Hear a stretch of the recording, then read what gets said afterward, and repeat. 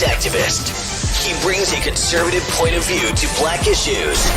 His mission: to provide a forum for honest discussions about social issues without the liberal lapdogs shutting down the discussion. Broadcasting from the American Truth Project Studios in beautiful Brooklyn Park, Minnesota. This is Conservative Nation with your host, Jermain Botsio. Hello. And welcome back, ladies and gentlemen. Welcome back to another edition of Conservative Nation with me, your gracious host, Jermain Botsio. And on today's show, you guys know what the deal is. I got the one, the only mind of Jamal on Double Barrel J Wednesdays. How are you guys doing? How are you doing, sir? It's gonna be fire! Absolutely. Man, let me tell you something. It's beautiful right now. Yeah, summer look like it's gonna be very good. Let me tell you, here in Minnesota, it is nice. It's getting nice and hot right now. And you know, a brother broke out some shorts. You know, I put away the long johns. And I cracked open them shorts, and I'm outside. You know, I might throw on some flip flops here. How about you, sir? How's it in your neck of the woods? Man, it was about 70 some degrees today, Jermain. It really felt good. It really did. It really felt good, man. But I work outside anyway because I'm a maintenance man. But it felt good. Yeah, I know definitely it does. Ladies and gentlemen, make sure you guys do us a favor. Please, oh please, you go ahead and hit that like button. Make sure you do share. Okay, we got an awesome show lined up for you. An awesome one, and please believe it, you don't want to miss it. Yeah, you saw last week's, right? Yeah, you know, a lot of folks love last week's show. And let me tell you something, tonight gonna be real good. So make sure, you know, Yes. you get your energy drinks in. You know, if you like, you know, yeah, go ahead, show them your energy drink one more time, brother. Green Yeah, tea see? and C4. Absolutely. You know, brother, I'm just on coffee. You know, that's all a brother got is just the coffee. But you know, gosh darn it, it's some good coffee. You know, yeah, it's that French vanilla. Let me tell you. Absolutely, ladies and gentlemen, make sure you guys hit that like button. Make sure you do share. All right, we about to get rocking. Brother, it seems like everybody's ready to go. We have some folks here waiting for us a little early. And let me tell you something. I can see that they're getting ready and a little antsy. Are you ready to fly? I'm ready to fly. Let's go ahead and do that. Make sure you guys do your due diligence. Help us out. Hit that like button. Make sure you do share first. One up. I want to speak about these young YNs. Anybody out there know what a YN is? It seems to be the new lingo nowadays. Yeah, that be YN. Anybody out there? Yeah, some folks scared. They're like, Jermain, you better stop that. Yeah, the YN, they call them the young niggas, the young Negroes, for the older folks who are scared of that other word. You know what I'm saying? Yeah, you know what I'm talking about. Well, let me tell you something. These young YNs, they're a little crazy nowadays. Yeah, they don't like the box. They like to shoot, ladies and gentlemen. Yeah, fighting seems to be a thing of the past. You know, back in the day, you used to fight. You get what I'm saying? Even best friends used to fight. Me and my best friend used to fight all the time. You know, we give each other black eyes, and after that, you know what we're doing? We hitting the bar. chasing. Let me tell ya. Nowadays, the black guys are 2 bullets in a coffin, and folks ain't playing. I want to go ahead and run this video, ladies and gentlemen, and it's about a young YN that breaks down after getting no bond for 2 counts of attempted murder. When it comes back, I want to speak about this because let me tell you something. This is very important. There's a lot of folks out there who are caught in fantasy land. A lot of them are playing GTA 5. I believe number 6 is coming out. You know, a lot of them are watching too many gangster movies, and a lot of our young YNs are listening to too much of that gangster rap, let me tell you. Let me go ahead and run this one and come back. We shall discuss it. Make sure you guys do your due diligence. Hit that like button. Make sure you do share. Here we go. All right. Taekwon Kelly reacting to a judge's decision not to give him bail Tuesday. Kelly appearing before a Richland County judge on several charges, including 2 attempted murder charges. Forest Acres police say he shot into a woman's car Monday afternoon after some kind of domestic dispute. There were 3 other people in the car. Several schools were locked down after police launched a manhunt for Kelly. This is a prime example. You know, this guy was out on bail for another attempted murder. Out on bail. Everybody knows already 9 times out of 10, if there's an attempted murder of a person, next thing his arrest is going to be a murder. Private investigator Chandra Cleveland is talking about taking care of the community after Kelly, a 20-year-old repeat offender, again put people in fear. We have to get back to a community. A community is someone that you know your neighbors. Fortunately, no one was wounded Monday, and it isn't the first time Kelly's been accused of being involved in a violent situation. The 20-year-old was also charged in a mass shooting at the Meadow Lake Park in Columbia that wounded 9 young people during a prom party in 2023.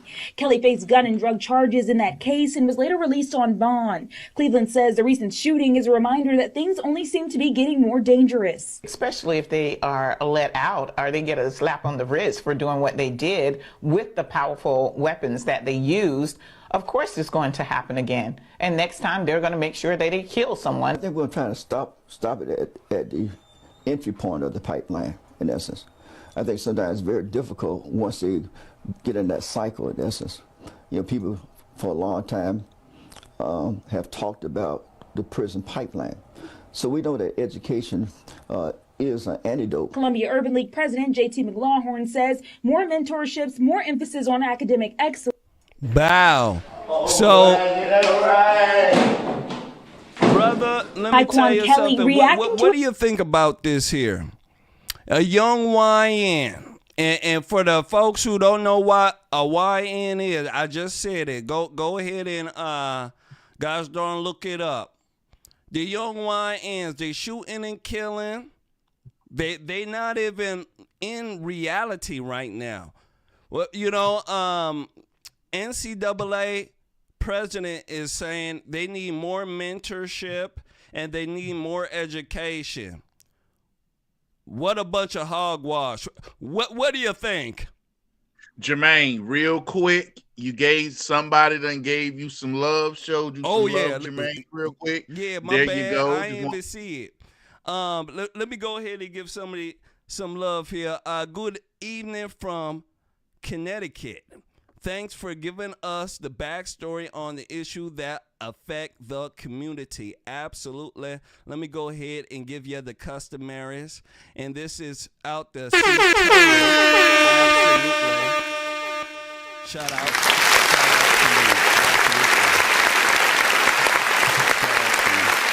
you. So, brother, what do you think about this here? You know, these YNs, they're just not into reality. President, NCAA president is saying, hey, you know, they need more of mentors and they need more education to stop this prison, you know, pipeline. What do you think about this? You play stupid games, you win stupid prizes. They call them young YN, young ninjas. Yep, young YN. ninjas. Yeah, that's a good They one. ought to call them DN, dumb niggas. Yeah, dumb ninjas. Yeah. To That's a quote nice one. Martin Luther King from Boondocks, will you ignorant niggas please shut the hell up? This boy did all that because the community have created this culture. This isn't white supremacy. This isn't evil white folks. This is young black men and single mother homes. The experiment of the single mother home is back. It's a failure. This young man out here shooting at people. Why? Because the entertainment tells him to shoot at people. Why? Because his family tells him to shoot at people. Why? Because his friends tell him to shoot at people, and they don't believe it's gonna be consequences. Because when you listen to that rapper, and he like, yo, I saw dude and shot him again, and shot him. Well, guess what? There's another little part to that called the police, and the police ain't gonna allow you to keep doing it. Now he captured, now he done broke down, now he in there crying. It's too late now, buddy. It's too late. Attempted murder, you better hope they live, and they break it down to assault, inflicting serious injury. You shot through a car, just like that, and if it was a child, and you better hope and pray a child won't in that car. And I'm telling you, there's no sense at all. None. You just go and shoot randomly in the open, and you're going to go trying to hit somebody. You're going to kill a baby. You're going to kill a mother. You're going to kill a grandma. You're going to kill the old man. You could kill a lot of innocent civilians by doing stuff like that. This new drill music is to blame. This drill music, let me tell you something, is evil as sin. Evil, evil, evil. All they do is talk about shooting and killing all day long. And when you're hearing this, shooting and killing all day long, ladies and gentlemen, let me tell you something. You're inclined to shoot and kill, let me tell you. If all you're doing is getting this barrage music of shooting and killing, doing all the wrong things in life, you're not going to have a very good outlook in life. You're not. It's kind of like the old phrase, surround yourself with people who you want to be like. If you surround yourself with music like that, a lot of times you're going to, gravitate towards the morals of that music. And I want folks to understand that. I believe, in a sense, these folks, ladies and gentlemen, need, an example. Every time one of these guys get caught up like this, they need the book thrown at them so that other young YNs that are out there, or DNs, the dumb ninjas out there, they can go ahead and see what's going on.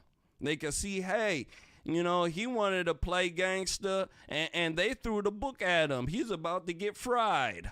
And you know what? I think I'm going to stay in school and learn how to be an electrician, or learn how to do something that the world needs, like HVAC. Last words on this here, brother. Jermain, some people are saying you're coming in kind of low. Oh, okay. Let me go ahead and sound good to me. Yeah, they say sounds good now, Jamal. Sam Napier says you sound good. Shane texted me earlier, was like, hey, let Jermain know he's coming in low, but you sound good right now. Okay. But you know what, Jermain? This is what you call, you got to pay the consequences for your actions. You know what? So many people have slammed the 3 strikes rules. Under the 3 strike rules, Black community crime shot down. Less murders. Why? Because they knew you got one felony, you got charged with any other felonies, you got a mandatory 10 years. Yup, you did. Okay? Yeah. If you was out there slanging crack, you may do 10 years for slanging crack. Yeah. But you know what? You made your bed, you lied in it. This young man doing all this breakdown crime, and then it was another one where they show, I don't know if you ever seen this one, Jermaine, where the judge is telling him the time and the boy collapsed. Yeah. I'm like, what are y'all expecting? Do you really think people going to continue to sit here and hear about racism, Jim Crow, oh Lord, that bloody son? That's what they think. People going to keep hearing that? No. I'm telling you, when we had the 3-strike rule, I know folks were complaining, but let me tell you something. A lot of crime stopped. It certainly did. And the folks that were habitual crime offenders, what they call career criminals, right? You know what I'm talking about, Jamal, right? Career criminals. You used to get a label. After so many times you go in and out of prison, they label you a career criminal. I want the young YNs to know that. Once you hit with that label of being a habitual offender, your life is basically over. You'll be sleeping at every baby mama couch that you have, let me tell you. Yeah, think I'm playing. Let's go ahead and move forward. Make sure you hit that like button. Make sure you do share. I want to go ahead here, ladies and gentlemen, and show you why it's not good for anybody, especially these young YNs, to go to jail. There's no honor amongst thieves. Let me tell you, this video that I'm about to show you is about a man that got out of prison by snitching.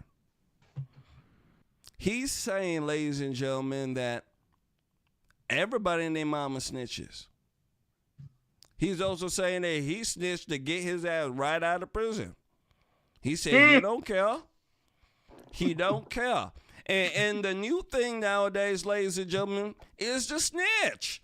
And I want the young YNs, I want the ONs, I want the DNs, all the N's out there to know, no matter what color you are.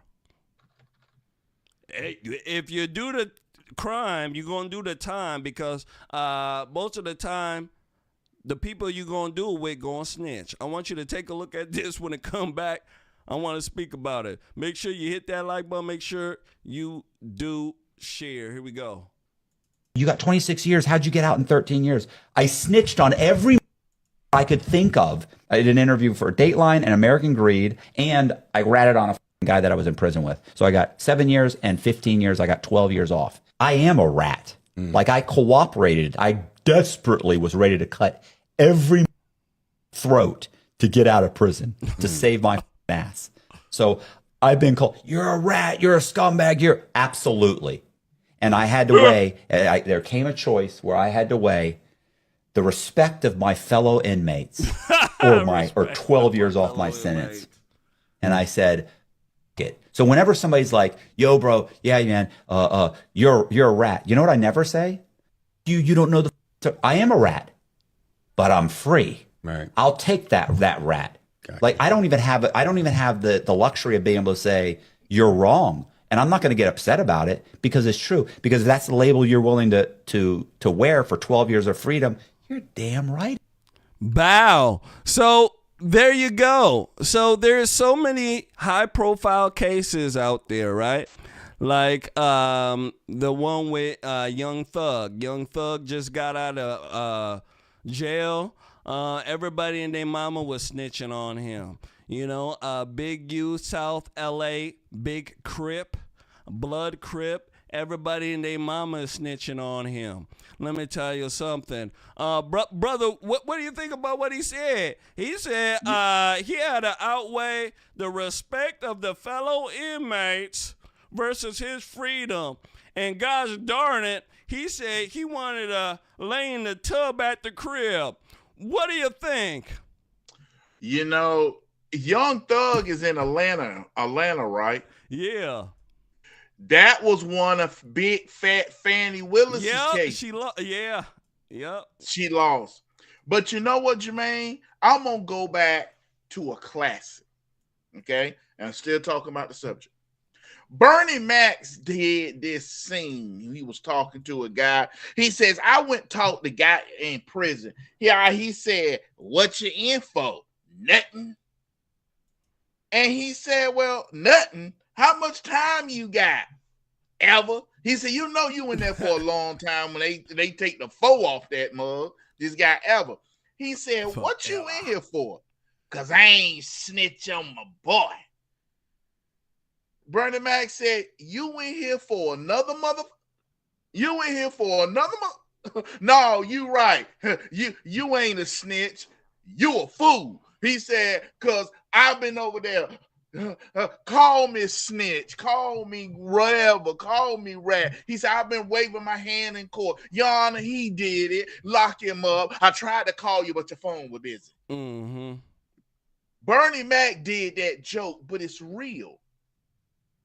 Absolutely. If you know for a fact you about to do some time, 30, 40, 50 years, not for nothing patriotic, nothing for like that, you about to do some time, and they come to you and say, hey, you want to go on and tell us who helped rob that bank? Guess what? You better tell them. Yeah. You know, he said, Bernie Mac said it best. You in here for another in here for another mofo? You right. You's a new fool. Yep. Look, people that are dishonor among thieves and stuff like that, look, these people, they ain't the type of friends that's been together since 9 and 10, running around stealing candy out the store. A lot of them, they meet them at work and stuff like that. And then when you in prison, they ain't sending you no canteen money. Nope. When it comes Thursday, you ain't clicking 40. They leave you behind, leave your family behind the struggle, and or they end up trying to screw your girl. Yep. And while you in there. That's what happens a lot. You know, especially when you're in a gang. When you're in a gang and you go to jail, you know what your homies do? They go and console your girl. Oh, you know what? A little putt. Yeah, he in jail for 5 years. Don't you worry, girl. We gonna take care of you. Yep. Gonna stab her with the meat shank. What you wearing, girl? What you wearing? Yeah, that's the way they do it, ladies and gentlemen. That's the way to do it. All right. Well, let's go ahead and move forward. Let's go ahead. Make sure you guys hit that like button. Make sure you do. Shout! Need your help. Next one up.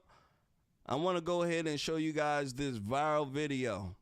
This might get me in trouble a little bit. I don't know. We shall see. Yeah. During a live stream, ladies and gentlemen, let me tell you something. Ooh, yeah. YouTube. Yeah. YouTube will get you for that because it's violence against children. Yeah, they might. They might.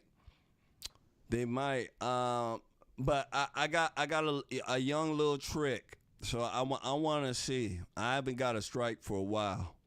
Put a warning. Yeah. Put warning to let people know. I'm gonna put a warning. This is a warning out there. It might be a little graphic for some folks out there. All right, it's not too graphic, but it just for some folks out there. I know some people are sensitive. All right, but during a live stream, a woman allegedly strangles her child, and a lot of folks are sharing that. People are outraged, and I want you guys to see this. It's really disheartening, and I believe folks need to speak about this, especially the topic of single mother raising your child alone. And how it could be very stressful. I want to go ahead and run this when it come back. I want to speak about it. Make sure you guys do your due diligence. Hit that like button. Make sure you do share. Here we go.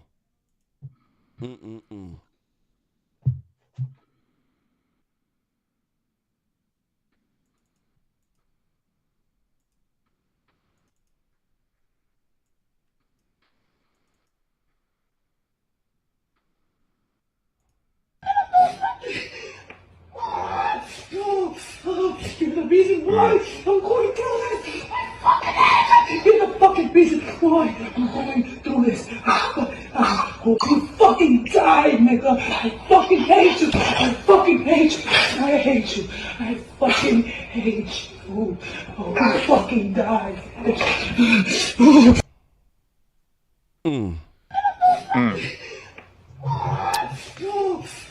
You're the reason why I'm going through this. I fucking hate it. You're the fucking reason why I'm going through this. You fucking die, nigga. I fucking hate you. I fucking hate you. I hate you. So this is the video here. During a live stream, this young woman got on here. She was stressed out about life, stressed about the kid always bothering her. And she proceeded to do something like this. Now, on this show, we speak a lot about the single mom epidemic. Everybody and their mama's mama got a baby mama, let me tell you. And because we have this epidemic in this country, we have a lot of children who aren't being raised correctly.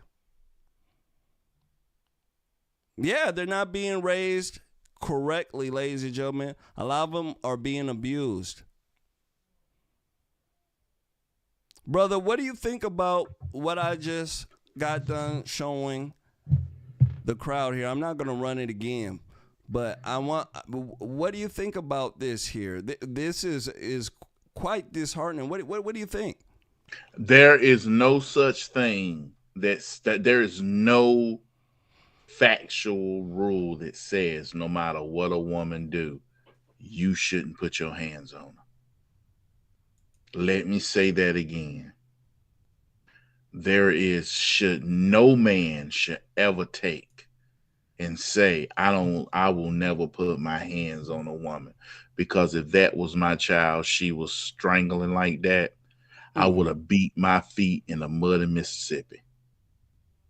I would have did a hold down, stomp down for real and saved my child and got my child up out of there. That goes to show you that the system and the court system will put children in homes with these crazy single mamas, put them in homes like that, and the child is in danger. Because that child is in danger, she should lose that child automatically. Absolutely. And if that was my niece, I'd be over there whooping her hind part. Because the men are going to have to step up, and this is another topic for another time. But this craziness start happening when men stop. Yep.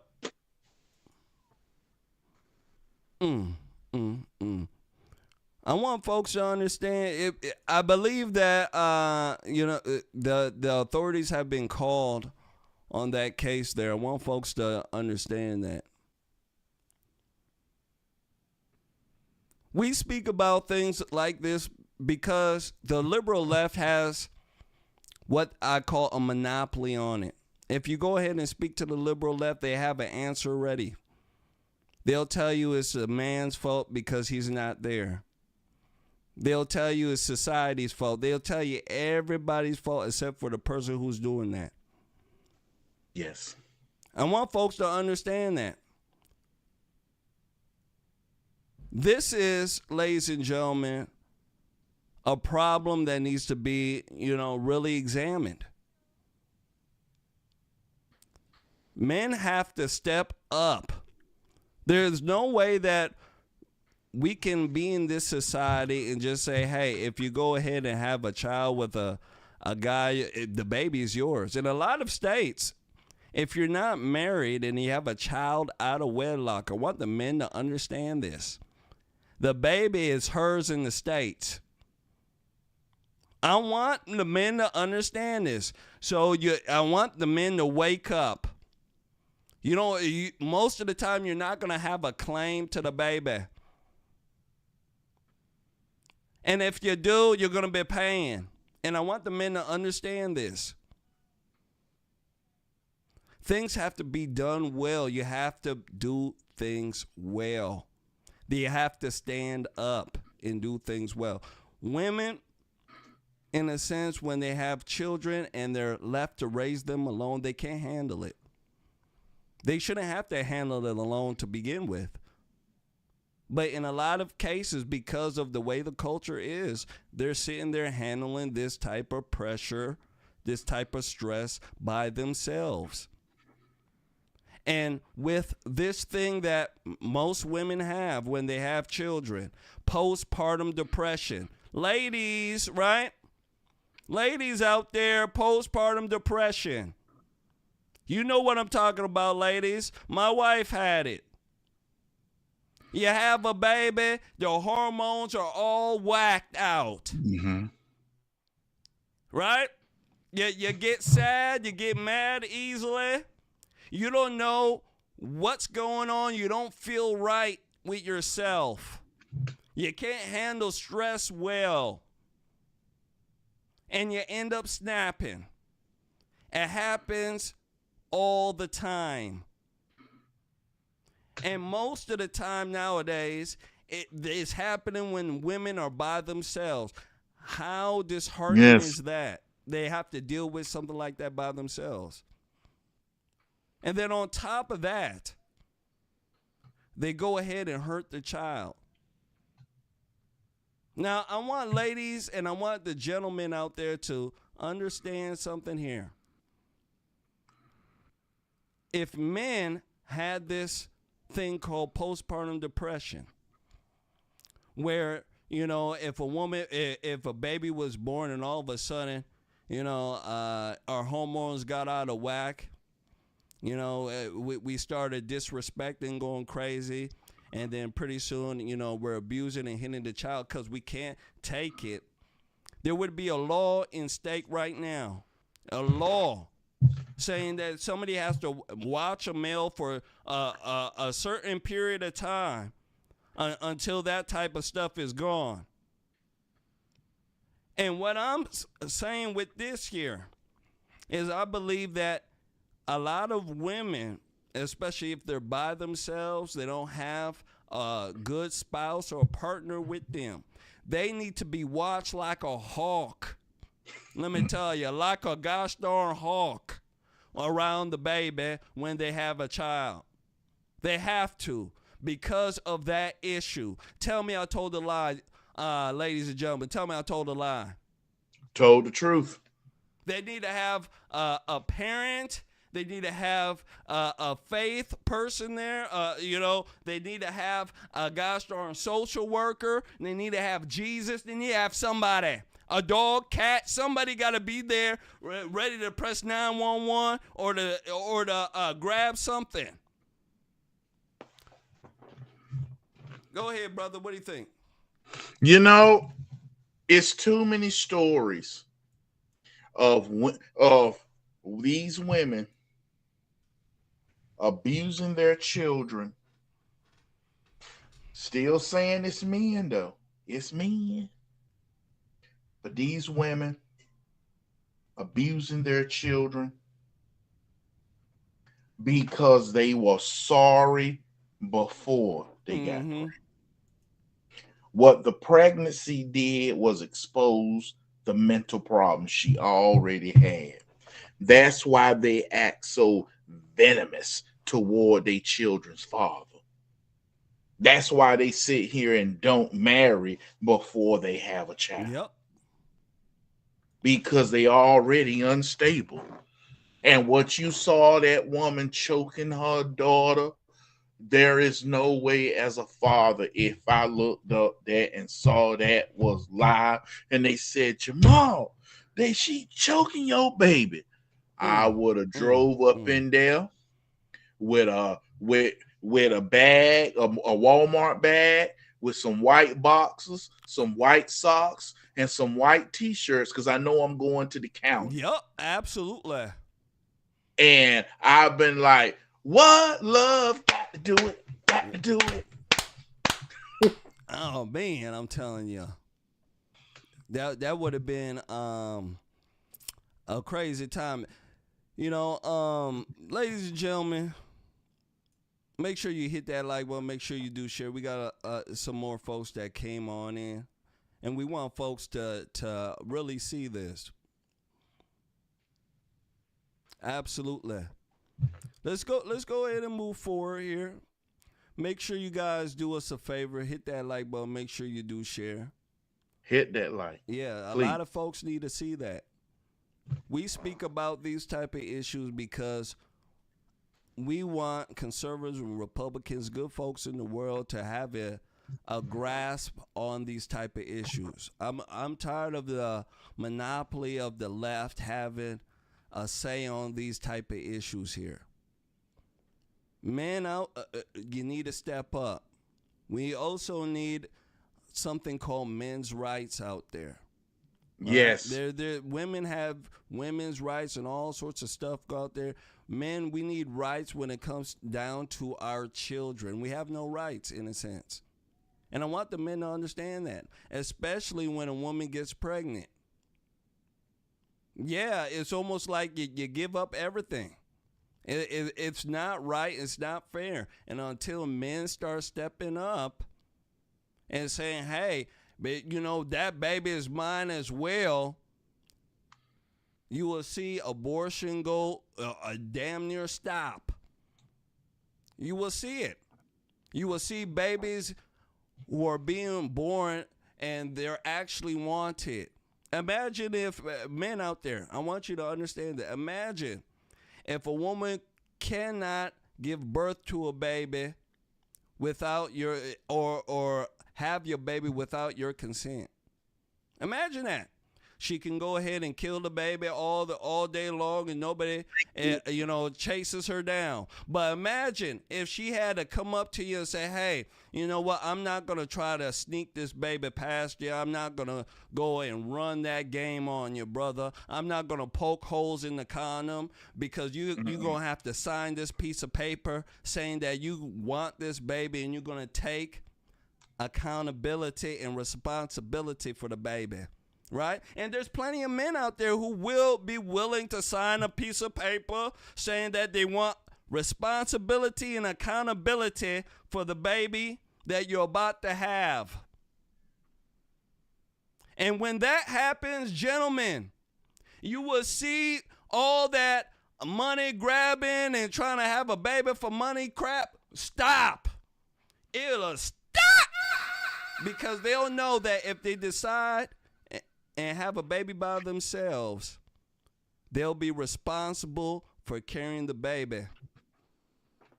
And once that happens, I'm telling you, there's not many women out there who would want to have a baby and say, hey, I have to be the sole provider, financial provider, emotional provider for the baby.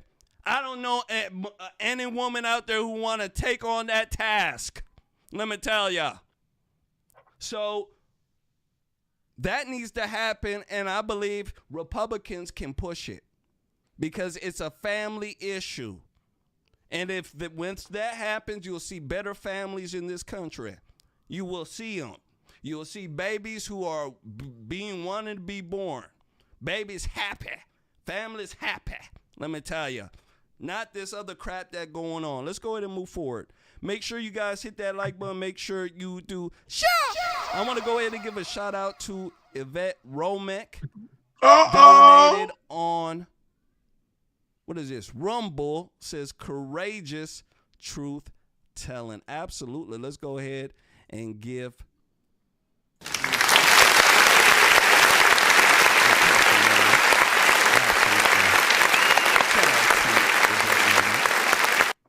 Make sure you guys do your due diligence. Absolutely. Next one up here. Next one up. I want to go ahead and speak to you guys about this here. There's a picture that I put out. Well, I didn't make the picture. I found it. Some folks actually, I found the picture, and then some folks sent it to me. And let me tell you something. It has caused hell in my life right now. Yeah, I've gotten so many trolls because of this picture. Yeah, so many trolls. My goodness gracious. White liberals talking crap to me, ladies and gentlemen. And let me go ahead and show you. This pic. Bow.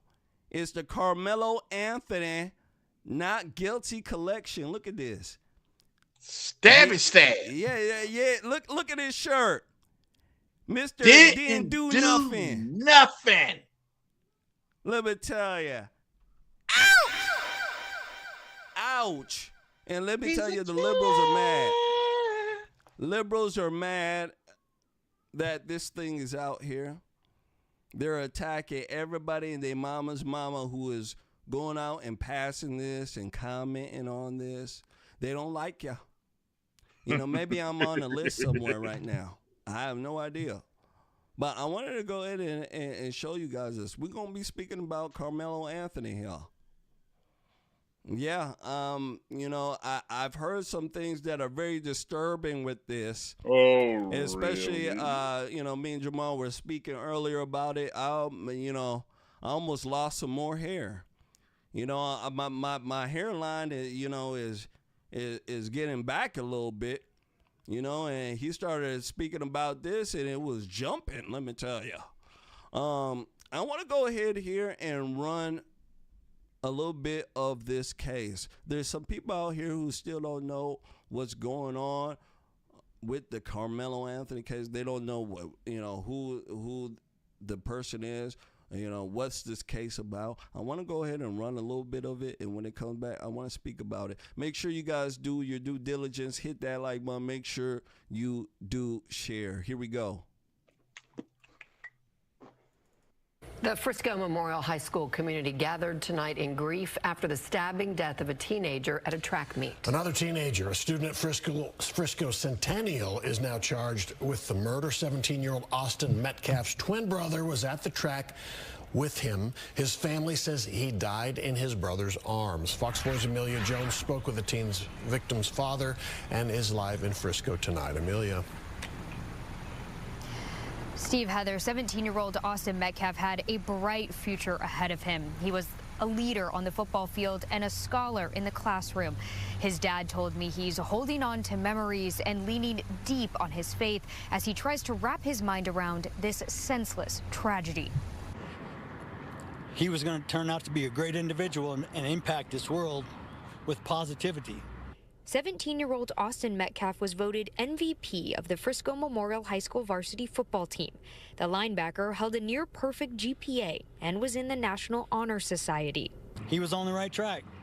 He was doing everything right. I was so proud. Jeff Metcalf never imagined that his son's future would be cut short. I'm still in shock. Wednesday morning, Austin Metcalf was at a District 11 5A track meet at Kirkendall Stadium. Around 10 a.m., Frisco police say 17-year-old Karmelo Anthony stabbed Metcalf in the chest after some sort of fight. Jeff Metcalf says it was Austin's twin brother, Hunter Metcalf, who tried to save him. And his brother was holding him, trying to hold the blood in, and he passed my son. Watched his brother die in his arms. My goodness. It's unclear how Anthony got the knife into the meat or what exactly led up to the fight. Anthony is now facing first-degree murder charges. And Jeff Metcalf is only left with memories. I was able to watch and be blessed so much. But having both my sons are amazing. When Jeff Metcalf was diagnosed with cancer 9 years ago, his boys were his strength. Now cancer-free, it's his faith that's keeping him strong. And when I kissed his forehead today, as his body was cold, I ran my fingers through his hair. I told him it's not goodbye. It's see you later. I'll join you at some point too, son.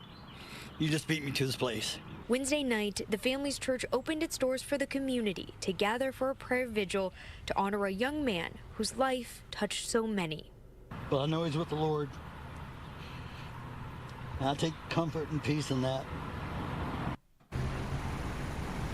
In our conversation, Jeff mentioned that he hopes his son's death brings changes to security so no other parent has to go through this. Memorial High School will honor Austin tomorrow during second period, and counselors will be available for any students or staff who need it. This morning, Frisco Memorial High School honored the student who was stabbed to death at a track meet yesterday. Police say 17-year-old Austin Metcalf was killed by a Frisco ISD student. Metcalf's father hopes the incident leads to security changes. Alex. Hi, Clarice. You know, during second period today, all Frisco ISD schools took a moment to really acknowledge Austin Metcalf's life. I'm told also that district and campus counselors were on hand today to help students and staff process exactly what happened yesterday. Now, police still have not said how that knife got into the stadium. Meanwhile, Metcalf's mother and twin brother spoke on Fox News this afternoon. I pushed my hand on there, trying to make it stop, and I grabbed his head and I looked in his eyes. I just saw his soul leave, and it took my soul too. I'm so sorry. Hunter Metcalf described his twin brother Austin's final moments as he lay dying in his brother's arms. On Wednesday, Memorial High School junior Austin Metcalf was stabbed to death while attending a UIL District 11-5A track meet in Frisco, and many questions remain unanswered.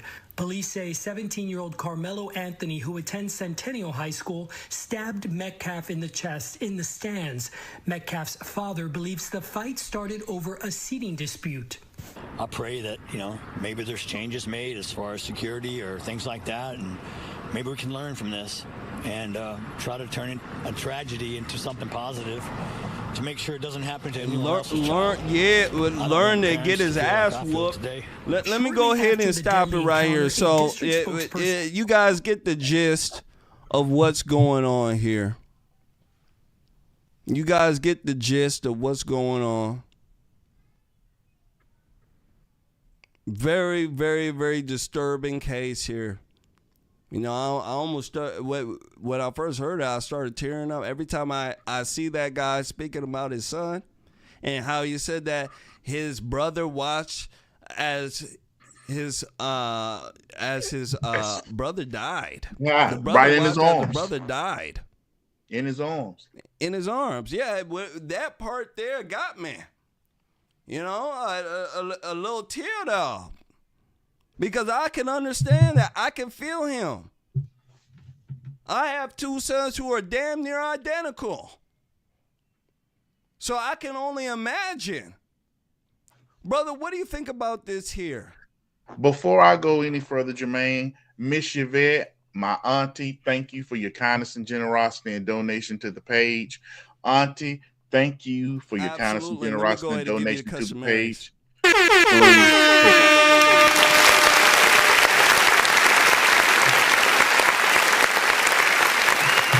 Jermain, what we saw is a tragedy. We seen a young man who have been the same thing when we was talking about YNs. Yep. This right here is a YN. He just happened to have family who was together. Yep, that's it. When he did it. Now, we also know he's a hustler. Yep. And I mean, he hustled the black community and all them libs. And I don't know if we can talk about it now. I'll wait if you want to say. Hold up. Wait just a little bit. I know you're going to do it. Just wait a little bit because I got one more thing and then we'll speak about that. As a matter of fact, let me go ahead and run it too. The other day, and let me go ahead and pull this up here. The Frisco stabbing suspect, Karmelo Anthony, got released on bond. He posted a bond. Bond got reduced. A lot of people are furious about this. I want to go ahead and run it as well here so we can get a little bit of a bigger picture of what's going on here. Make sure you guys hit that like button. Make sure you do share. Within the past hour, 17-year-old Karmelo Anthony has been released from the Collin County Jail after posting bond. A judge reduced his bond this morning from $1 million to $250,000. He's facing a murder charge after police say he stabbed another teenager, Austin Metcalf, while at a track meet at a Frisco high school. Stephen Dial is in McKinney with more. Stephen. Karmelo Anthony left the Collin County Jail in a suit but had nothing to say to the reporters before he got into that vehicle. The district court judge says that she looked at all the factors in this case, him not having a criminal history, and that led to her making her decision to reduce his bond. 17-year-old Karmelo Anthony was silent after bonding out of the Collin County Jail and being placed on house arrest. How is this self-defense? 2 days after the family of Austin Metcalf buried their son, they were at the Collin County Courthouse for a bond reduction hearing Monday. Karmelo Anthony is accused of stabbing and killing Metcalf at a Frisco track meet earlier this month. The case has quickly become national news, drawing a lot of attention, resulting in threats and increased security at the courthouse. Threats and, talk of race war and all kinds of insanity isn't good for, obviously, the Anthony family. It's not good for the Metcalf family. Cameras were not allowed inside the courtroom, but we did capture the Anthony family arriving. His father, Andrew, testified in the hearing. District Court Judge Angela Tucker said that she's never gotten this volume of calls and had to have this level of security in the courtroom in her 13 years on the bench. Court documents say Anthony stabbed Metcalf during a fight. When an officer arrived, court documents say Anthony told the officer, "I was protecting myself." Collin County District Attorney Greg Willis spoke after the hearing. The judge has made the call, and so what's important is what's next, and it's our job to be level-headed, to be fact-based, and to follow the truth wherever it leads. Anthony's father testified he's taking a leave from work because of the incident, and his wife is a stay-at-home mother with 3 other children. During the hearing, the prosecution brought up the fact that more than $400,000 have been raised for the Anthony family, saying a reduction is not needed because they have the funds. A big question in this case will be, why did Anthony bring a weapon to a high school stadium? It's a question that was asked of his attorney. That's an understandable question, but it's not something that, frankly, we're prepared to even go into. I bet. Now, in the opening statement to the media from that so interview Bow, that you just heard, we're gonna stop it right talking here. So his bond got gosh darn reduced, brother. He walked out, and now the liberals, let me show you what they're doing. They're trying to really inflame this situation a lot more. Newsweek put out an article yesterday. Karmelo Anthony case sparks Kyle Rittenhouse comparison. So now CNN, MSNBC, all them folks are speaking about how Karmelo Anthony and Kyle Rittenhouse, they basically the same. This is what they're saying. What do you think about this here? And them trying to, compare what's going on to what Kyle Rittenhouse was going through? Number one, Jermain, Kyle Rittenhouse was being shot at. Number two, they were assaulting Kyle Rittenhouse at the time, beating him with a skateboard. Number three, one of the people who was doing it was a man who just got out of the county jail touching boys.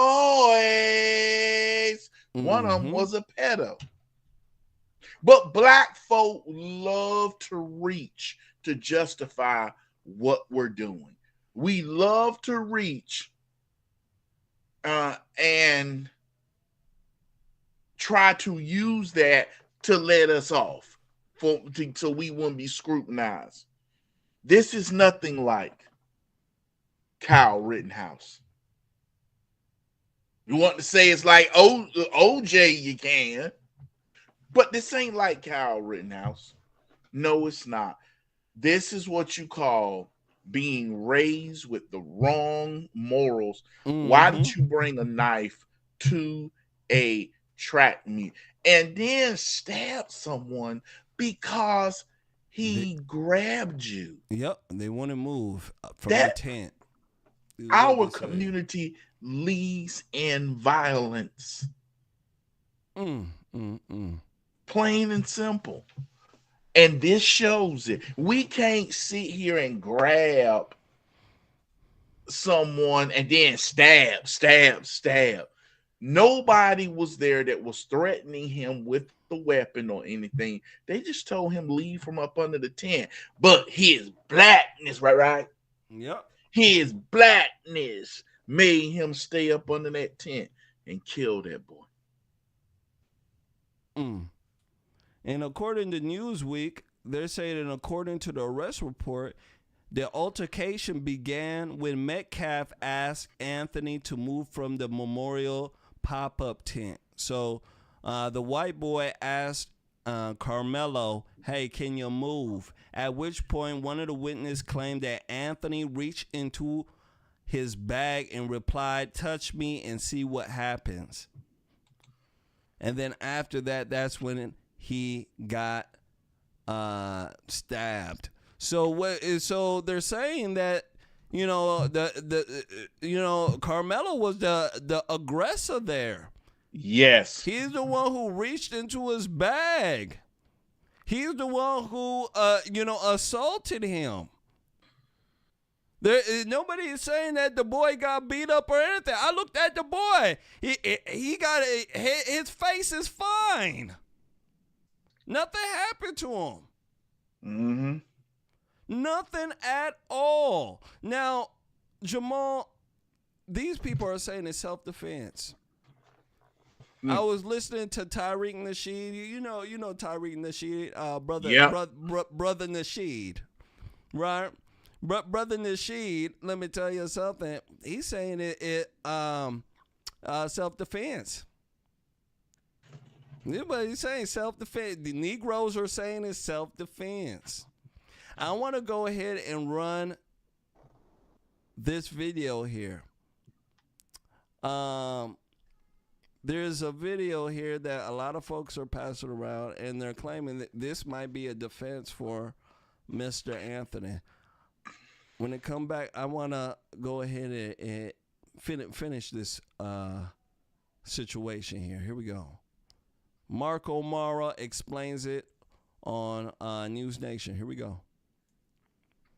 All right, so Anthony was being held on $1 million bond, which was crazy. Today they reduced it to $250,000, which is, still sizable, but he wound up getting out. All right, so Mark, first of all, the idea of race, I mean, you lived it with Zimmerman in a big way. There's so many people who believe that that's why Zimmerman wound up beating that case. But what do you see here? What are your questions? What will matter? Oh, no, it's definitely a consideration. It always is, whether it's a sort of obvious what we're doing or the implicit one, because we all carry these implicit biases with us that perceive or impact how we perceive an event. Now, what's really it's going to come down to, and I disagree with the guy who said this is not a self-defense case yesterday. I think he said it. This is definitely a self-defense case, because it always is one until you look at the facts of the case and compare the two. You have to compare who was the initial aggressor. Was it an aggressive act for him to go up and say, get away from the tent? Did he do more than that? My understanding was maybe he touched him and put hands on him. Granted, that makes the decedent in this case maybe the initial aggressor. But you really still then have to look at whether or not Karmelo Anthony responded with appropriate force, he used a deadly weapon, and whether or not he was in imminent fear of great bodily injury. That's the standard in Texas. He wasn't in fear. To determine whether or not his actions, the way he perceived him, the way Karmelo Anthony perceived him when he took out that knife and stabbed him.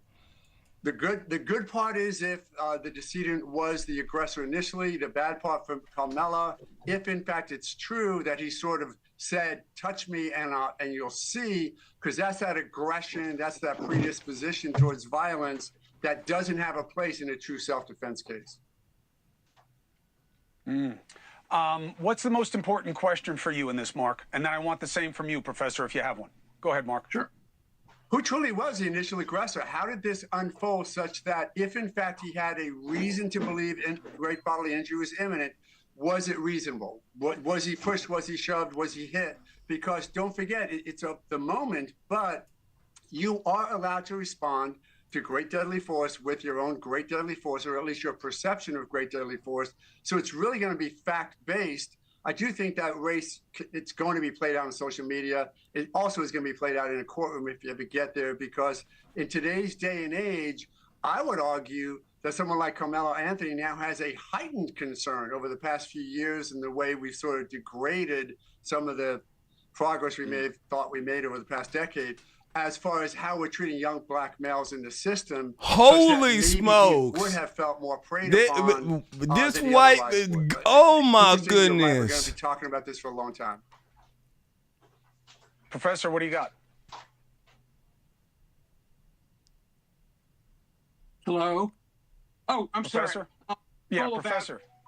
This is all about who the jury is. This will all be determined by the jury. If the racial factors were reversed, if a white man had killed an unarmed black man, everybody would be on the reverse side of this. We live in a society where everything is judged by race. You know, the Bible says to judges and prosecutors, don't recognize people, just do abstract justice. We're way, way, way beyond that. If the racial elements were reversed there, virtually all the people who are calling for him to be acquitted would be calling for him to be convicted, and vice versa. Let's not kid ourselves. We live in a race-conscious society, and jury selection, which, of course, your other guest is so brilliant at and did so well in the Zimmerman case, is determine the outcome of this case, without a doubt. For me, it's as simple as, how do they feel about this proposition? Bringing a knife to a fist fight. Right. Mark O'Mara, we'll see what happens. Alan Dershowitz, thank you very much. Hey, thanks. Bow. So that's what it is. Bringing a knife to a fist fight. Now, brother, what they're saying here. Oh my goodness gracious. They said that he might have a defense. They're saying that it depends on who's the aggressor. They're saying that also in this new turbulent time, the defense guy, Mark O'Mara, he you know what he's talking about? He talk about race. He's saying that because of the way the culture treats young Negroes like him, that could put him at fear. You get what I'm saying? He's saying because of the society and how society has been, to a lot of black people has been pushed back. The race relations have been pushed back, so that Karmelo Anthony is in fear, and based upon that, he decided to strike him. What do you think about that type of that type of defense? Is there a self-defense claim here, do you think? Bringing a knife to a fist fight. Of course, the race hustlers are always going to try to find something that's going to justify. Jermaine, let me show you a picture of what the race hustlers done did. Let me show you this real quick, Jermaine. I found this, with just looking. Look at this. This is what black folk is doing. This is what black folk is showing. It's stuff like this, Jermaine. It's stuff like this. Look at this. Celebrating this. This is what black folk is doing. If there is a race element to this, it's the black community that's forcing it. Because we see, we got to protect this young black boy. He's a murderer. Simple and plain. He is a murderer. He murdered a young man. And so many people trying to say self-defense. How is this self-defense? I don't see it. How is it self-defense? How do you get that? This is self-defense. What did he do? How was he attacked? Now, if you gonna say something in self-defense, you got to show that he was in an imminent harm, danger.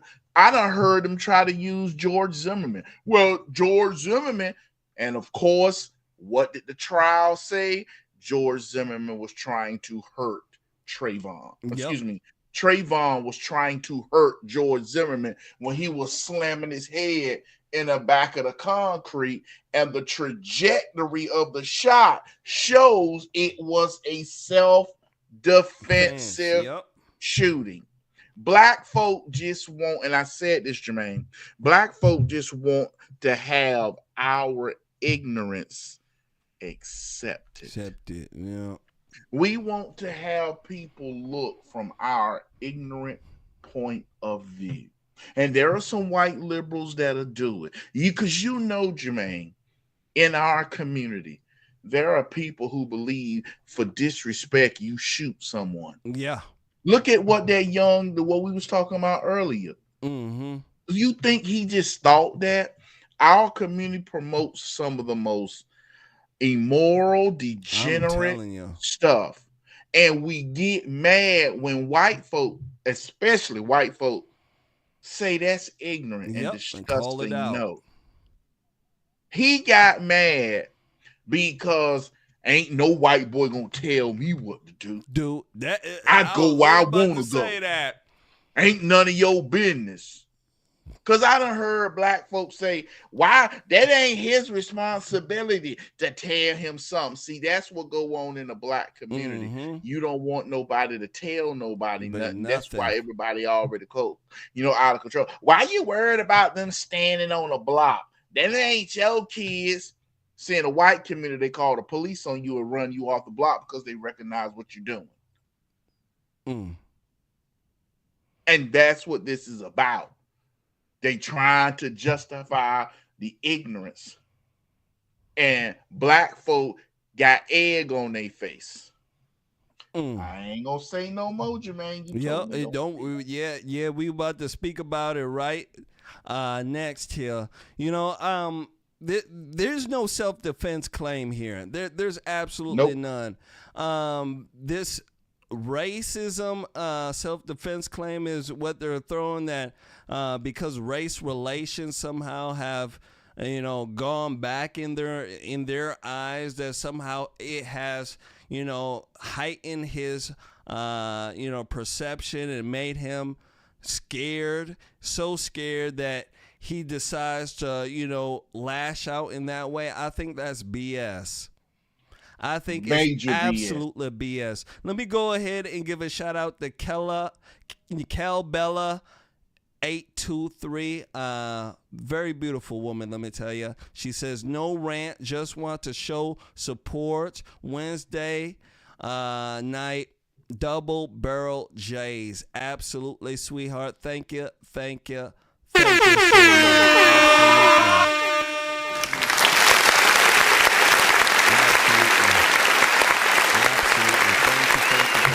Much, sweetheart. I want folks to know it's a BS claim. It is. Black folks aren't scared. This notion that black folks are scared of white folks and all sorts of dumb stuff, that race relations and this and that. Listen, that's an excuse, and it's a lie. White liberals use that lie so that they can push legislation forward. It's a lie, ladies and gentlemen. It's a lie. Ain't no black folks, they're not scared. As a matter of fact, they're trying to bully white folks. Let me tell you. Yep. It's the opposite. They're trying to bully white folks. So when I see a black person say, oh, I'm scared that white people are going to get me, I'm thinking in my mind, Negro, you better stop playing. Negro, please. I want white people to understand he wasn't scared at all. What probably happened was the white guy came down, hey, can you move? And he was probably like, no, I ain't moving. Make me. I ain't gonna let no, and I know black folks, they have that attitude. I ain't gonna let no white boy punk me out this position. I ain't gonna let no white boy tell me what to do, especially if you're around other blacks too, the liberal blacks. Holy moly, you gonna show out in front of your liberal black friends. I ain't gonna let no white boys tell me what to do. Right? You want to be big and bad. That's exactly what happened. And then you know what he did? He had that nigga attitude. You go ahead and try put your hands on me and see what will happen. Yep. And white kids, white people, they're not used to that type of reaction when it comes to those type of situations. You're not used to niggerdom like that. You just not. Black folks, we're used to ninjas like that. We see niggas like that. We recognize them. We know that they're trouble. White folks, you don't know that they're trouble. So you'll go ahead and handle it like you handle other white folks, and then you get into this type of situation. And you get stabbed. And it's awful. And we don't have folks in the black community standing up and say, you know what, this is not right. Black folks know what the hell happened. And because most of them have hate in their heart because of the social media and the culture and all sorts of dumb stuff, they ain't going to tell the truth. It's easier to go along with the crowd than to stand up and say, you know what, this is not right. It's not right at all. Brother, go ahead. There's stuff that is going on with this case right now that has a lot of people furious, even myself, especially what you told me. Go ahead and we're releasing the hounds. Well, you remember Black Lives Matter. Y'all know what BLM stands for. BLM stands for buying large mansions. Mm-hmm. And what do we have over here? Karmelo Anthony. They raised how much money? Oh, like 400. And this is the house that they have purchased. And because he's so scared that the evil white folks is gonna get him, he's scared for the evil white folks, right? So he had to move into a 3,500 square foot home valued over $830,000 with the donation money. Oh, you know that money, and that home. You know, they took a picture. The laugh. I guess this race hustler right here, he wanted to show people, this young black man free. That's how you do it. Evil white folks. Yep. And somebody said, "Oh my God, why is he in this house?" Oh, he's doing that so he can get rich. Mm. This is a money grab. A money grab. That's what it is. You can't get around it, Jamal. It's like a gosh darn money grab. I mean, Jamal, how does this type of stuff happen like this? You take advantage of stupid people who black folks support him because of his color. And you know what? He said, hey, these dumb niggas support me. I'm going to sit here and use them. That's what he said. I'm going to use these dumb Negroes. It blows my mind. I want folks to understand how evil that is. How evil that is. And watch these Negroes come up and say, oh, well, we were in just looking for a house. It just happened that, we got a little extra chain. God helped us out. Hold on. God helped us out, and, we're able to make a good down payment. You know what happened here? Ladies and gentlemen, this is not right at all. It's not. This is what happens all the time in social media. Yep. all the time. You got folks who aren't doing the right thing, and there's folks who undoubtedly support this man, and they're supporting this man because they know it will inflame folks on the right. How much you want to bet? There are folks who just gave him money because they know it will inflame folks on the right. Yep.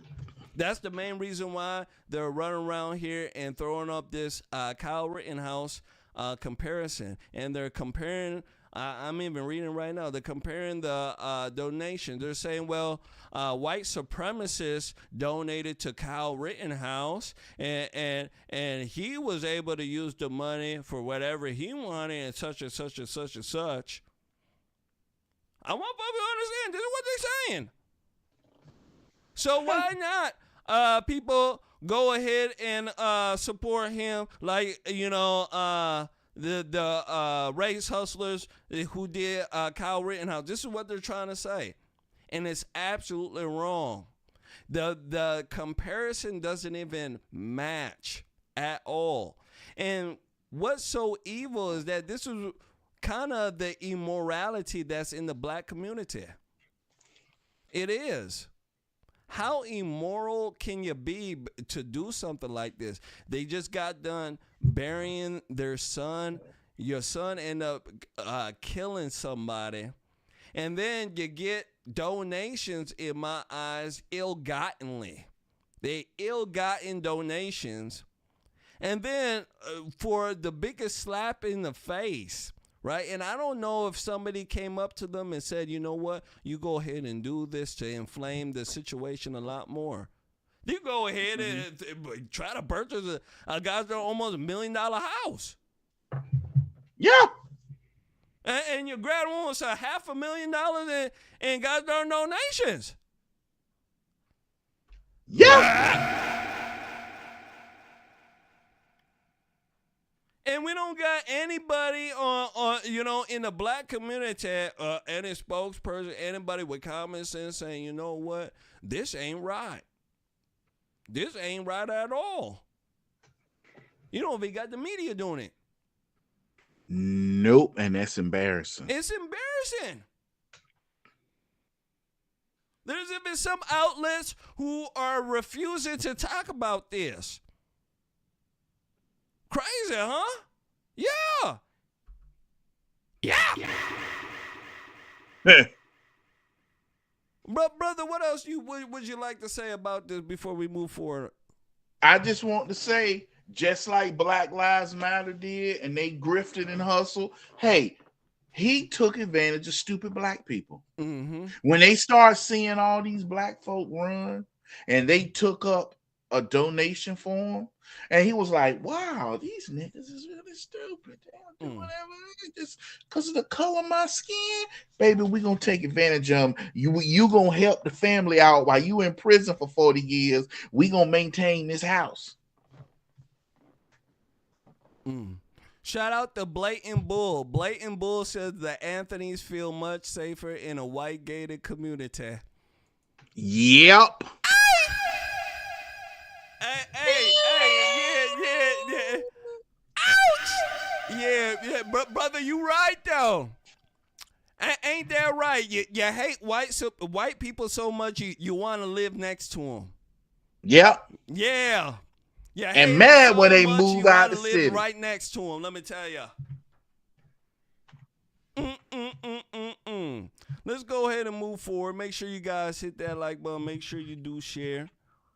All right, we're going to need your help. The trolls are out. The folks hate us. We need your help. We certainly do. Next one up, moving forward. We're going to speak about high prices because they're high. They're super high right now. I get high. Yeah, let me tell you. I want to go ahead and run this clip when they come back. I want to speak about it because everybody and their mama is crying about sky high prices, especially when it comes to food. Here we go. Midly interesting facts about Costco Seattle. First fact, this is store number 1. Second, they have a car wash. Because it's their first location, they have this mini museum. Those were the old name tags. Now they're red and white. That's an old membership card. And here's one of their first ever flyers advertising an AM/FM stereo cassette player. All right, so pay attention. This case of Coca-Cola is selling for $18.59 just outside of city limits. Here, it starts off at the same $18.59, but Seattle has an additional sweetened beverage recovery fee, aka sugar tax. This adds an additional $7.35, making the total $25.94, a near 40% increase in price. Here we see the same sugar tax on Sprite and the same thing on Sunny D. At one point, they posted notices directing customers to other locations where they can get the soda without the tax. Our last fun fact has to do with hard liquor. So it starts off at $29.99, but then Washington adds on a 20.5% sales tax. Then they add a $3.77 liter tax, and the actual price ends up being $39.91, a near 33% increase. Costco items affected by the tariffs part 2.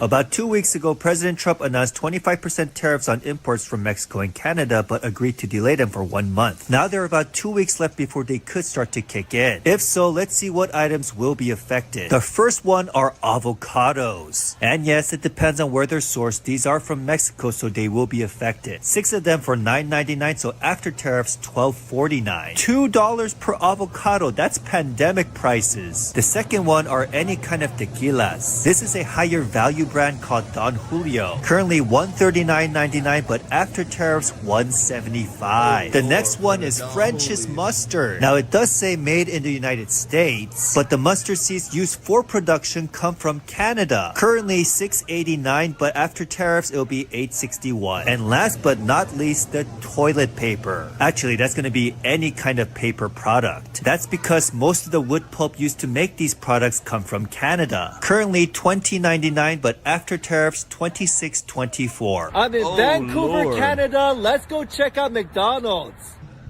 Wave to open. Oh, cool. They sell muffins, donuts, and cinnamon rolls. Big Mac here costs $4.97 USD, whereas where I live, it costs $6.99. The double quarter pounder cheese costs $6.99 USD, whereas back at home, $7.99. 10-piece nuggets here, $6.49, but back home, $7.29. All right, we're back in the car. First item is a Bow, apple and I'm going to shake. stop it What a right weird here. combination. So, brother, man, oh man, you know, things are going sky high. You know, toilet paper, toilet paper in general is sky high right now. You know, to wipe your butt, let me tell you something, you spending some good change. What do you think about this? Do you think that some of these prices going to level out here pretty soon? You know what? Here's the thing, and like I said before, these companies took their jobs from Americans and went across seas for cheap slave labor. Now it's coming to bite them. Once we start seeing all our jobs go over there, they're trying to, oh, look at these prices. You need to tell them to tell Trump to back down. Trump ain't backing down. The tariffs are not going to stop on China. Because as they see, China steals intellectual property. China is stealing and selling people stuff. It's like, Jermain, you sell t-shirts. You go to China for them to sell the t-shirts, you know, to make them. Yep, to make them. They make them and giving you boxes of t-shirts. You're like, yeah. But the reason why you got those boxes of t-shirts is because the people who worked on them worked 21 hours a day. Yep, making 2 cents an hour, right? Yep. So slave labor. And so when that happened, you know, oh, look what's going on.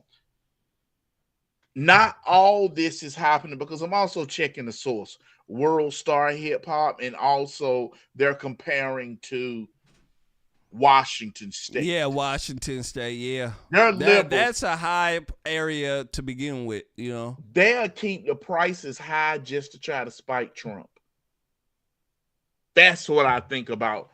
Think about it. They'll do whatever it takes. A sugar tax. Yep. That's insane. If I was living in Washington and there was a sugar tax, I'd move. I'd be selling my house and I'd be moving. That's outrageous. Sugar tax. If they could, they tax the air. Every time you breathe, they hit you with a breathing tax. That's how crazy folks are out there. I'm telling you, they that crazy. You know, it's high right now, ladies and gentlemen, but it will come back down. This needs to happen. This is a long time coming, to tell you the truth. It's a long time coming. And needed. So, yeah, it's going to be high for a while. You know, things got to shake up a little bit. You know, new contracts have to be drawn. You know, respect has to be given. And after that, let me tell you something. Everybody's cool.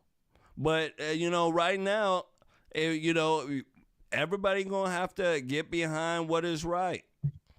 You know, and to tell you the truth, ladies and gentlemen, you know, the slave labor at the end of the day is now, you know, for a lot of folks, it ain't right. If you go and see it the way a lot of these folks live over there, especially at Foxconn, right? They make stuff for Apple that it's like a big complex. People live there. Their kids live there. You should see the living conditions there. It's terrible. Absolutely terrible just to have a phone, just to have this, that, and the third. And I know there's going to be people hitting me up, Jermain, if we didn't have those people sleeping in those, you know, in those tents over there making the iPhones, we pay $5,000 for the iPhone. The iPhone be $10,000. Well, gosh darn, maybe I don't need an iPhone then. Yes. Yes. I hope folks understand that that's how your old granddaddy would talk. Maybe you don't need that then. If people gotta suffer like that so that you can get something cheap, when does morals and sense come in? So I'm just pointing that out there. Moving forward here. I want to go ahead here and show you guys this. Trump slaps 245% tariff on China as trade war escalates. Ouch! Ooh, take a look.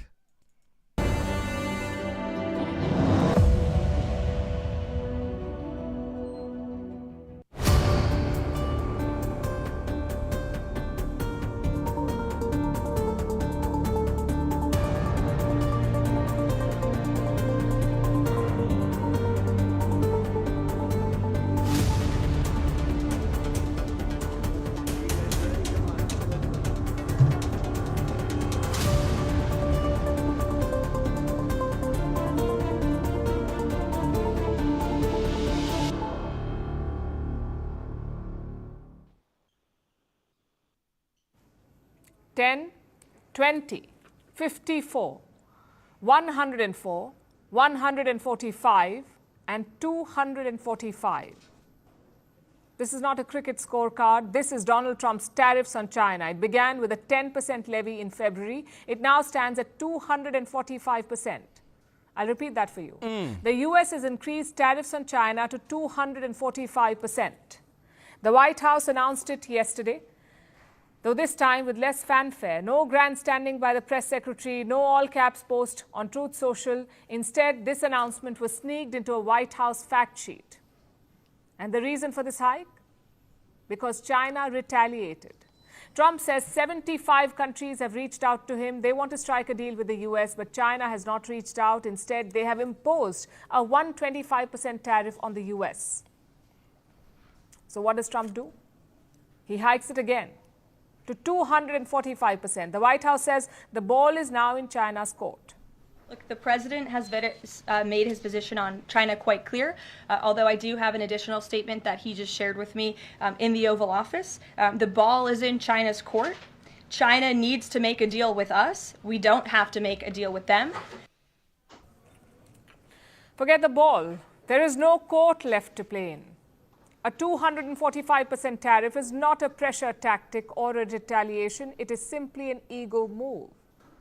You just heard the press secretary. She says that China needs to make a deal with the US, not the other way around. China should be the one making the deal. So clearly the White House wants a deal with China. They just want Beijing to make the first move. The question is, how will China respond? Beijing had ruled out further tariff hikes last week. They said anything more than 125% is a joke. That is China's tariff on the US, 125%. They will not hike it further. As for talks, China is open to it. They have appointed a new trade envoy for negotiations, but only on the basis of mutual respect. If the U.S. truly wants to resolve the issue through dialogue and negotiation, it should stop its practice of maximum pressure and cease with threats and blackmail. Instead, it should engage in talks with China on the basis of equality, mutual respect, and reciprocity. Let me recap that for you. The US wants China to pick up the phone and call Donald Trump, but China is saying, stop the bullying. Lift the tariffs first and then we can talk. Like I said, it's an ego battle. Neither side wants to appear weak, and Trump is going the extra mile. The tariffs are just one part of his strategy. He's piling the pressure on his allies too. A top Trump official has issued an ultimatum to Europe. He wants Brussels to pick between American and Chinese technology, specifically communications technology. Let me give you the background here. Elon Musk's Starlink is trying to enter the European market. And I'm going to stop it right here. So you understand what's going on here with this trade war, ladies and gentlemen? Yep. You see how tight it's becoming. 245%. Now, what the White House is saying, brother, is that China needs to make a deal with them. We don't need to make a deal with China. What do you say to that? They crazy. What they're trying to do is save face because they know Donald Trump is not going to back down. So what China's doing is trying to get their people to tell them, oh, Donald Trump is this, because what ended up happening was President Trump put the tariffs. He taxed he put a tariff in the whole world. Everybody who came up short. China likes the $1 trillion deficit because it helps them. Yep. China doesn't want our manufacturing jobs coming back to America. They want America subservient to them. Dependent. And that is what we have been. Absolutely. They took our jobs to work on. They didn't, excuse me. American companies went over there with our jobs. They willingly work them because they are a communist state. People have to understand. You see these Chinese manufacturers, they got permission to be that from the supreme leader. Yeah. Nobody. Go ahead and speak about that, because they're not there by will. They're there by force, aren't they? Yes. They can't take time off if somebody's sick. Oh, well, you better show up. So, materialistic wise, it's going to be hard for us to get our stuff back, but we cannot afford to let China make our bandages, rubbing alcohol, hydrogen peroxide, iodine. Because if they control these medical supplies, they'll cut them off. Because when they try to invade Taiwan, America is going to step forward and they're going to really cut us off. Yeah. They want to make sure that the dragon has wrapped itself up around the eagle so the eagle cannot fly. Absolutely. And China wants us dependent on them, like you were saying. They want us sucking on their teeth. I want folks to understand that. There has to be pride in American products, American things being made in the USA, because that's the only way that we can survive in this new world. There needs to be that type of moral, that type of campaigning around the country. If you're going to go move our jobs to overseas because it's quote unquote cheaper for you to have little Juan and Vang Tang, who is 2 and 3 years old, to be, wrapping wire for you because you can pay them 5 cents an hour. I think that's evil. And you have to really start thinking about your business practices. That's what I think. And I think that we need to do that as a country. We need to really start looking at how we are manufacturing things and the type of stuff we want to put out. We can't say that, we're this moral country and be the moral police of the world and everything else when we're doing such a thing like this. Doesn't make any sense, ladies and gentlemen. Doesn't at all. It's actually very evil. The only thing is that we can say, oh, well, it's legal, though. Yeah, we could let little Bang Tang and Vang out there 10 years old. Yeah, they could be picking up rice for us for, $5 a day. Yeah. Yep. Yeah, it's legal, though. Don't get mad at me. It's legal, though. We need to get out of that. It's wrong. If some things cost a little bit more, it costs a little bit more, and it helps our country out more. It gives us more jobs here, right? With more families can afford things. We have better quality things. And to tell you the truth, Jamal, things from China suck. You get what I'm saying? They're not. I ain't gonna lie, quality. Jermain. What things are quality? But Jermain, tell me, because every time I get something that, especially if it's a tool that came from China, that sucker breaking.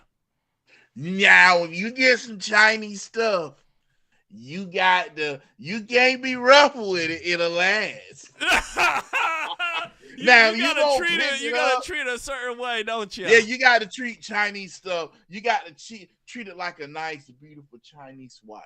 Yeah, you can't be rough with her. Oh no, don't hurt me, Biggie man, don't hurt me. When you buy that vacuum cleaner for $10, you got to stroke it and use it small. Yeah, cause if you do like this, it breaks. It's kind of like Temu.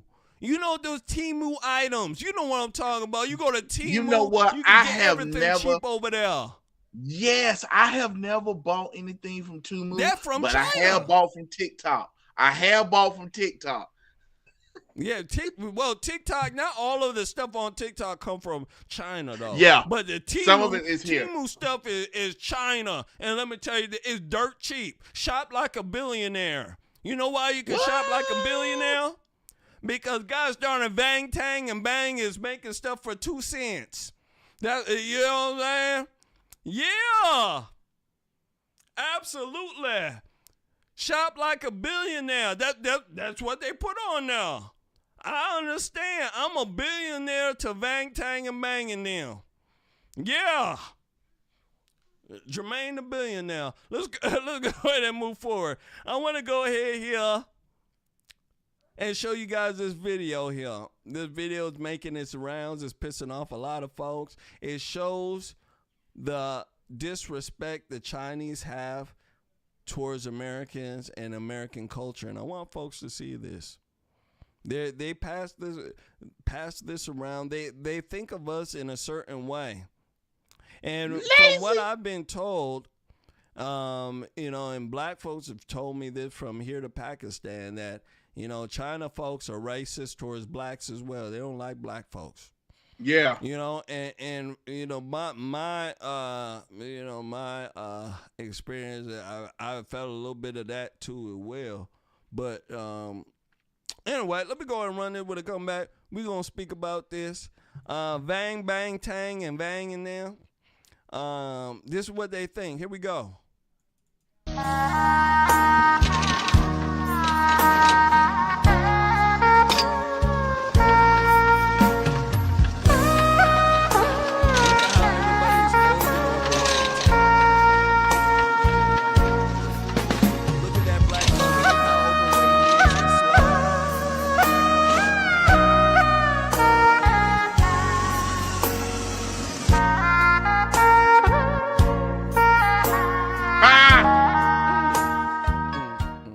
Episode 5, China's Trade Dominance. Check this out. In 2000, most countries traded with the USA, but now look at... There. What do you guys think about that video there? You're seeing what it said, right, at the end there? Make America great again.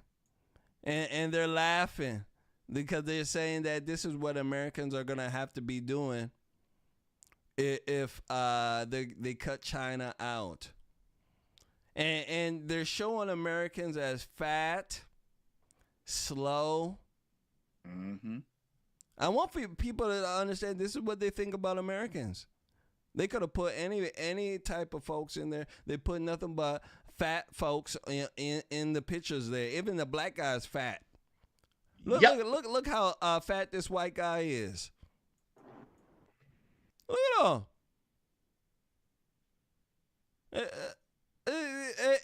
And then look at the black guy. He look like him, but he's one breath away from a heart attack. These people are evil as sin. Brother, what do you think about this? These Chinese folks ain't right. They ain't right for this. You know what, Jermain? But are they wrong? Are they wrong? And let me tell you why. When we had manufacturing jobs here in America and people was working them, there wasn't a lot of room to be fat. Mm-hmm. Because you own a plant. Anybody that has ever worked in a manufacturing plant, I did. When I first got in the Army, I did. Carolina Plastics, I was working at Carolina Plastics. Yep. Do you know what I did? I had to sit here and make plastic. I stood on my feet for 12 hours a day, not counting your break and your 2 15-minute breaks and your hour break. Yeah, I remember that. Yeah. Okay. Then I had to sit there and toggle it to make sure the bags was going, standing on my feet. Doing that. Yeah. There won't a lot of big fat folk in the 90s and early 80s because we were working with our hands. We was working the manufacturing facilities. But ever since the manufacturing facilities went away, everybody been trying to act like they trying to do a term paper instead of say, hey, bring us our jobs back, which basically I'm saying, we got big because everybody's working in the office. Everybody's typing, let's see. And it's all they doing. So, of course, you're going to get big, fat, and roly-poly. Yeah. And that's what happened. But China knows they have gotten so much money off our ignorance. Yep, they have. They can continue to go. And like I said, Jermain, I'm not going to sit here and act like I got American corporation patriotism. No, because when we told them, hey, don't put your jobs over there. Well, y'all want too many breaks. Y'all want this. Blah, blah, blah. Yep, they start saying all these words about Americans, citizens and workers were annoying. So they're going to go across seas to China and Norwegia, and Vietnam and all these other places. And now these places are like, no, you're not getting your intellectual property. We can make it ourselves. And they've been doing it and showing they openly compete. Yeah. You're absolutely correct. I remember that a lot. You were actually going hard at it too when they were sending a lot of these jobs overseas. Yep. Now it's starting to bite everybody in their ass right now. Yeah, I'm telling you, it's a big bite. Let me tell you, bite in. Absolutely. But I think it will be for the better. If the corporations need to pay better, they need to take a step back and maybe look at their business plan. You get what I'm saying? See where they can cut. See where they can, introduce new folks in. See how they can, keep folks at their business. And a lot of times the business culture isn't too good as well, and that needs to also change as well. So a lot of the stuff on the business side needs to change. It does, so that they can accommodate the new age workers. The new age workers are raised by their mama. I want the good folks of the world to know that. The people who are raised by their mama, they're going to want more than 2 15-minute breaks.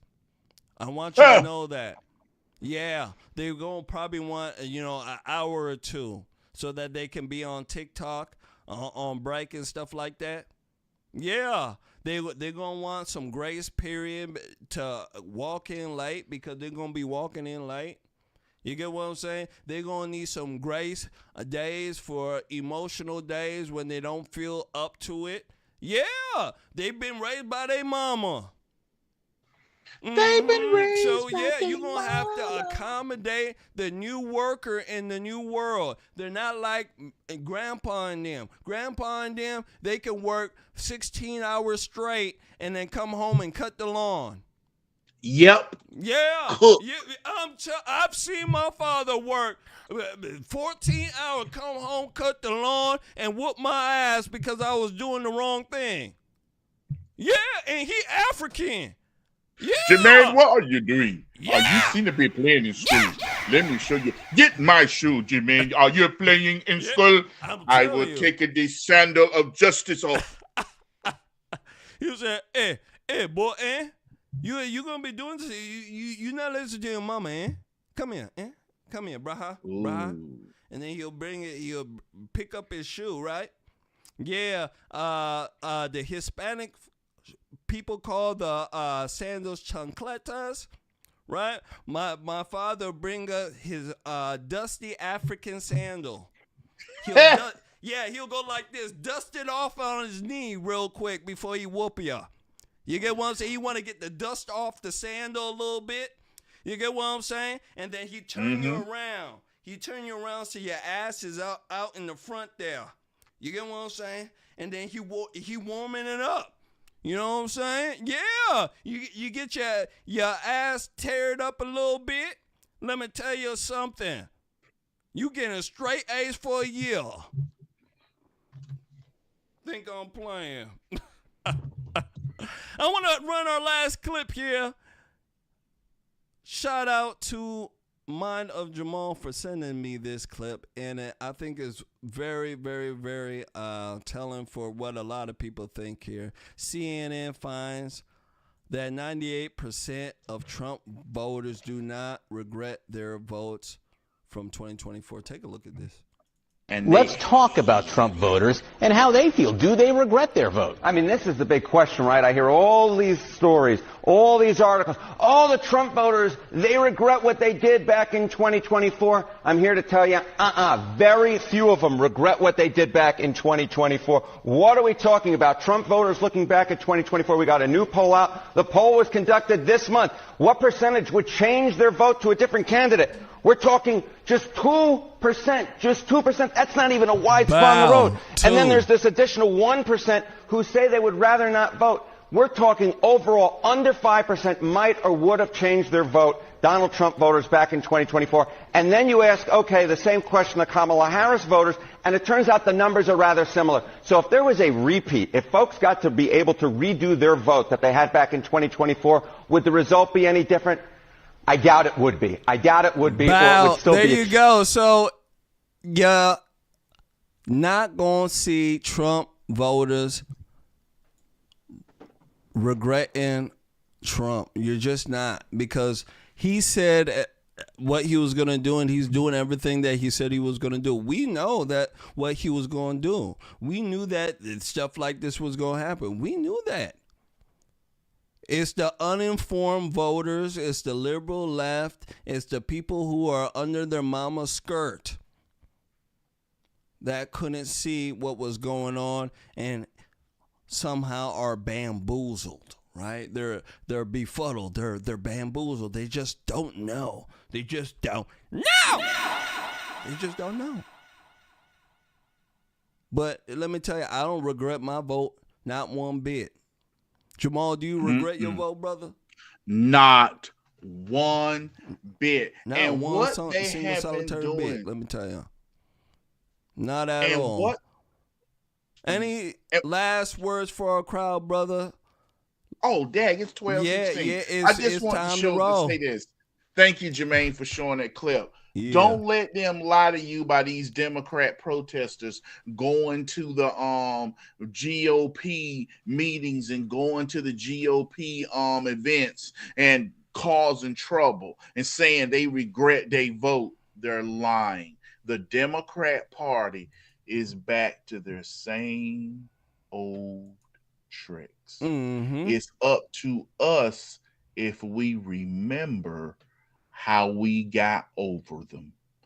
Don't be listening to the ABC, CBS, New York Times. Don't go back to those things we rejected and dumped in 2024 for information. Everybody, thank you for coming out tonight. Thank you for coming to see Double Barrel Jays. We love you. We appreciate you guys coming. We had a wonderful time, and we didn't get to everything. Yep, we didn't. We didn't get to everything, but let me tell you something. We had a fantastic time. It was did. It was fire, ladies and gentlemen. Then I'll tell you, we have a good time tonight. Yeah, we didn't even get to everything, but let me tell you something. We got to enough. We certainly did. So I'd like to thank everybody and their mama's mama for coming out. All right. You guys take care. Have a very, very good night.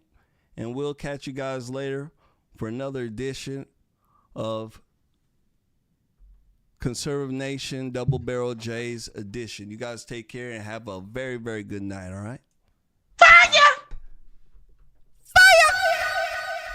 Good night.